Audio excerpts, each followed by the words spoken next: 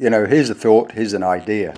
I was thinking a lot about values and what they are, and where do we get them from? Why do we have them, and why are they the thing that guides us in life? And that's the simple fact, is that, the values you have are what are guiding you all of the time. And so what are values? What are your values? And do you know anything about your values? The thing about it is that values, we can then define them as beliefs. That's a word that people use very often. We use it all day long. We use it when we speak to a person and we say, well, I believe this and I believe that. Whereas really what you mean is you think this and you think that. And those thoughts are just passing thoughts. They're just passing thoughts about a particular idea, something you're talking about. And sometimes we do get thoughts about what we see in the world and what we perceive and how we perceive them, mixed up with what our real values are and our beliefs. We may not want to actually really perceive an idea very deeply, and so we just flippantly express an idea about it. But in your everyday life, if you're looking to be a person who is successful in your actions, then you should take a look at your beliefs and try and figure out what's your belief system. Is it really congruent with what you're doing? The very first thing is to look at what you believe in and what you do.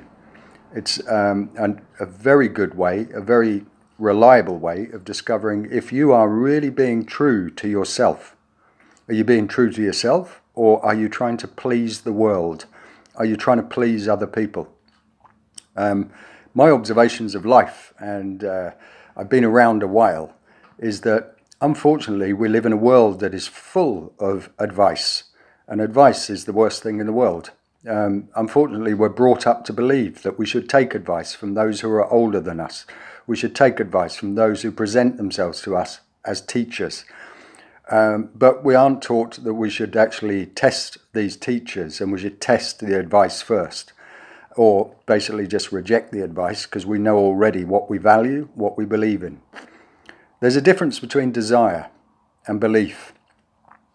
The belief is something that you will always go to in the event of any emergency, danger, situations where you no longer know what to do. You have that feeling where you're just worn out and worn down by the world around you. You will end up doing what you believe is right for you. It's the best place to discover who you are, what you've learnt, what you value. And so those values are the representation of your beliefs.